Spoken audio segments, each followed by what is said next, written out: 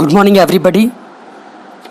Now, today I am going to discuss about president and the power of president. So, we will start with some important points that we have to know. First point, Vidhan Sabha. Vidhan Sabha MLA, elected MLA. Lok Sabha and Rajya Sabha, elected MPs. Lok Sabha, and please keep noting, Lok Sabha and Rajya Sabha is for elected MPs. Vidhan Sabha is for elected MLAs. So, write down value of vote of an MLA. Value of vote of an MLA, that is equals to total population of that state by number of elected MLA in 2000 in that state. Value of vote of an MLA, that will be equals to total population of that state divided by number of elected MLA in that state in 2000. Now, second point is value of vote of an MP.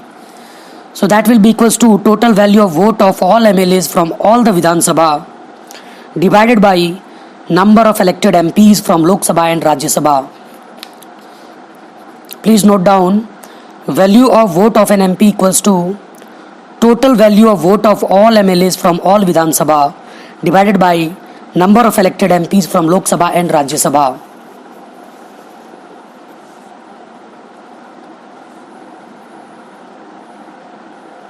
So Article 52 provide for the post of the president who will be the first citizen of India. As we all know that Article 58 says that any Indian citizen within minimum 35 years of age can contest president election. Please note down, by Article 58 says that Indian citizen with minimum age 35 years can contest president election. Article 55, under this, the president are conducted by Election Commission of India by following methods. Please write down. The first is secret, second is indirect, third one is proportional representation system, fourth is single transferable vote mechanism. Here you can say, please write down, indirect means president will not be elected directly by people of India but will be elected by an electoral college consisting of elected members of Vidhan Sabha, Lok Sabha and Rajya Sabha. Proportional representational system means every member of elected house will be taking part in proportion to the population of that state. For this, two formulas are used to decide the value of vote of an MLA and of an MP. So, value of vote of an MLA, that will be equals to total population of that state divided by number of elected MLAs in that state in 2000.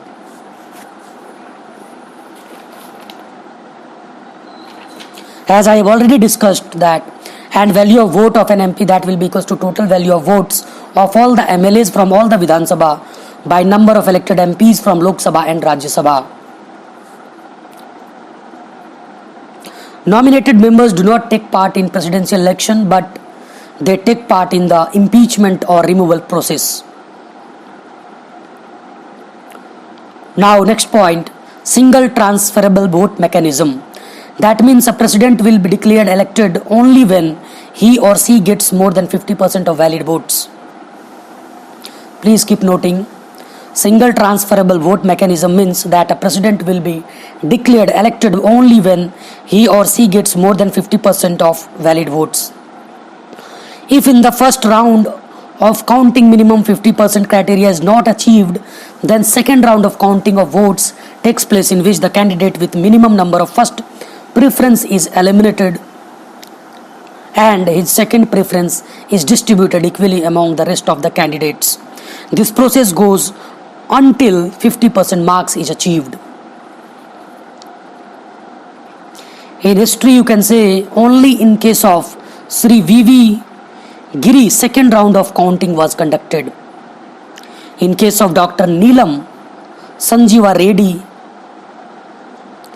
he was declared unoppositely. Please keep noting, Next point. If a candidate wants to contest a presidential election, he has to have the support of minimum 50 voters for registration of nomination process.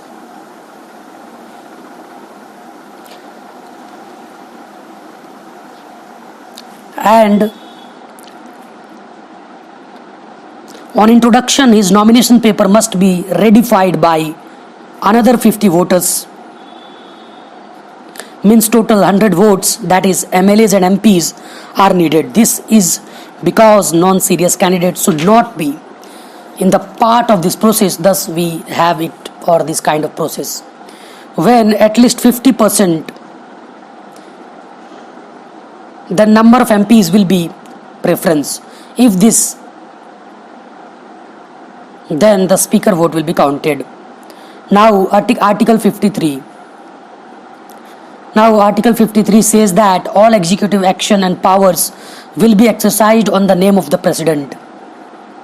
But President will exercise his power with the aid and advice given by Council of Ministers headed by Prime Ministers as given in Article 74. Once again, please write down. Article 53 says that all executive action and power will be exercised on the name of the President, but President will exercise his power with the aid and advice given by Council of Ministers, headed by Prime Minister as given in Article 74. In this sense, President will be the only de jure head or nominal head or rubber stamp head of the government, and PM will be the de facto head or real head of the government. Now, next point, power of the President. Now, power of the President. So basically, in the Constitution, there are 6 kinds of power that is given to the President. Write down. The first one is executive power. Article 53 says executive power. Second is legislative power. Third is judicial power. Fourth is veto power.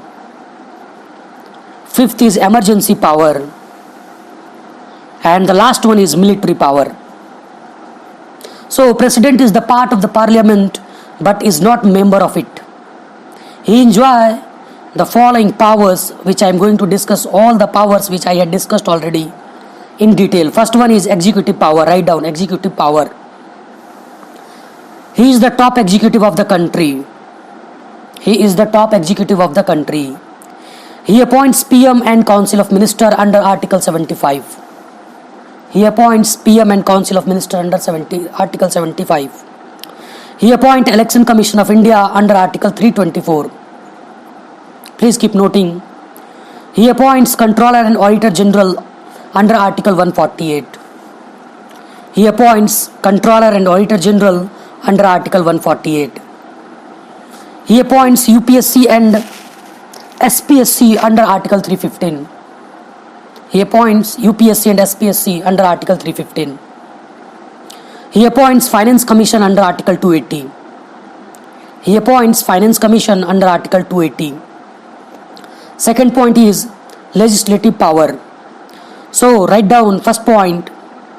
Any ordinary bill, money bill and constitutional amendment bill cannot become a law or act without assent of the President. First point is any ordinary bill, money bill and constitutional law or amendment bill cannot become a law or act without assent of the President. Second point, when Parliament is not in session, President can make ordinance under Article 123 to meet emergency law making requirement. An ordinance has a life of 6 months which has to be approved within 6 weeks after the Parliament meets in the fresh session. Now third power is judicial power. Please keep noting judicial power. First point, he appoints Supreme Court and High Court judges. He appoints Supreme Court and High Court judges. He can forgive any judicial punishment including death penalty on the basis of a filed mercy petition. He can forgive any judicial punishment including death penalty on basis of a filed mercy petition. Third point, he can ask any question from Supreme Court on an issue on which he has doubt. On which he has doubt. Now the fourth power is veto power. Fourth power is veto power. This can be defined as, please write down, this can be defined as single-handed power to say no. It is of three types. There are three parts of, you can say, veto power: absolute veto, suspensive veto, and pocket veto. So write down the first point, absolute veto. When it applied, the bill comes to an end, its life is over. That is absolute veto. When it is applied, the bill comes to an end, its life is over. Second point, suspensive veto. When it is applied, the bill is sent back to either Lok Sabha or Rajya Sabha with certain recommendation order by President. If after recommendation or after reconsideration the bill is put again for presidential approval, then he has to give it to make a law. This is suspensive veto. When it is applied, the bill is sent back to either Lok Sabha or Rajya Sabha with certain recommendation order by President. If after reconsideration the bill is put again for presidential approval, then he has to give it to make a law. Third point is pocket veto. When it is applied, the bill keep lying on presidential table for indefinite period of time and President does not say yes or no to the bill. When it is applied, the bill keep lying on presidential table for indefinite period of time and President does not say yes or no to the bill. Please write a note. No veto can be applied in case of money bill and constitutional amendment bill. There is some limitation of veto. No veto can be applied in case of money bill and constitutional amendment bill. Next power is emergency power. Write down, next power is emergency power. There are three types of emergency. The first one is national emergency under Article 352. There is state emergency, then financial emergency. So write down write down national emergency under Article 352. Please keep noting very fast, I'll go very fast. It can be imposed on the ground of war or internal disturbance. It has been imposed 3 times.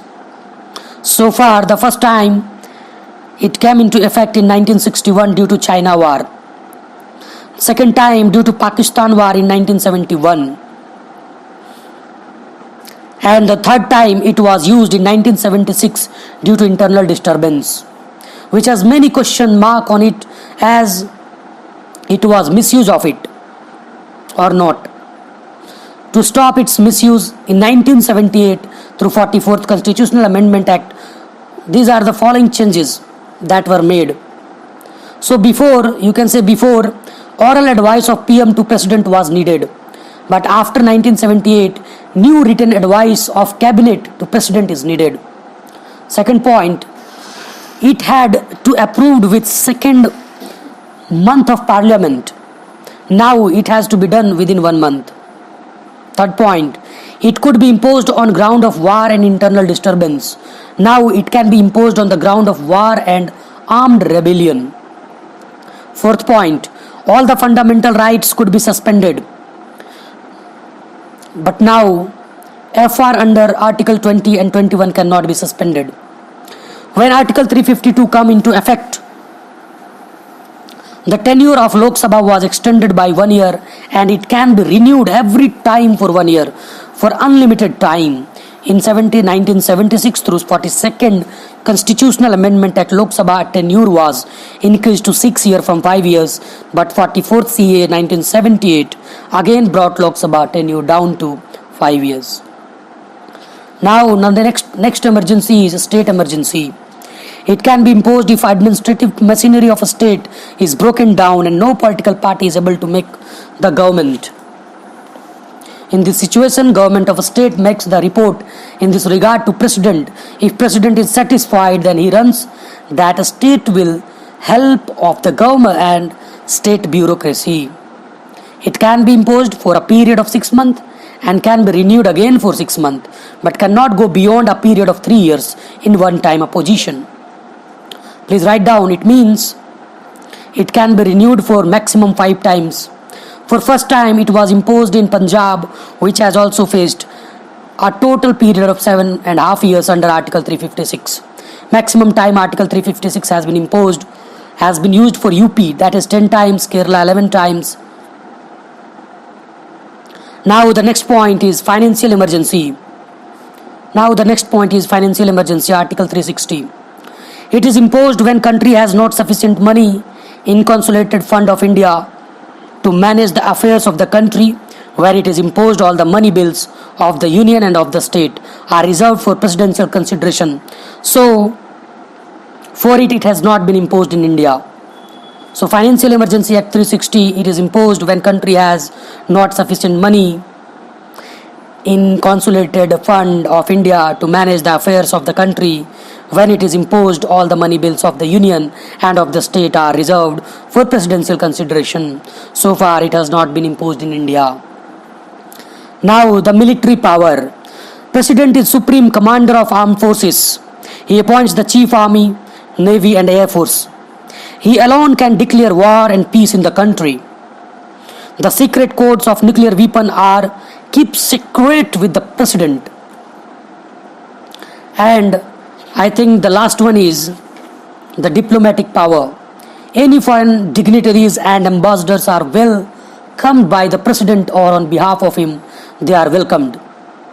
The diplomatic power. Any foreign dignitaries and ambassadors are welcomed by the president, or on behalf of him they are welcomed. All the international agreements are done on the name of president. Second point, any foreign title or award cannot be received without president permission. Any foreign title or award cannot be received without president commission. And the last one is impeachment of president. President को impeach कैसे करेंगे? So Article 61 says, President can be impeached. Please write down, President can be impeached on the ground of violation of constitution, corruption, or when he is mentally incapable. A notice signed by minimum 1/4 of total membership of the House is served to the President as to why impeachment should not be initiated against him. President has to reply within 14 days of time. The motion is discussed in respective House, and if it is passed by 2/3 of majority of total strength of respective House, then on that day President stand impeached. On that day, President stand impeached. However, you can say the decision taken by President during this period remain valid. This majority required for impeachment is not used elsewhere. This majority is very hard to be attained, so it is not very easy to impeach the President. And last point, nominated member also participate in impeachment process. So we will discuss the next topic, that is Vice President, Council of Ministers, in next class. Thanks you and have a nice day.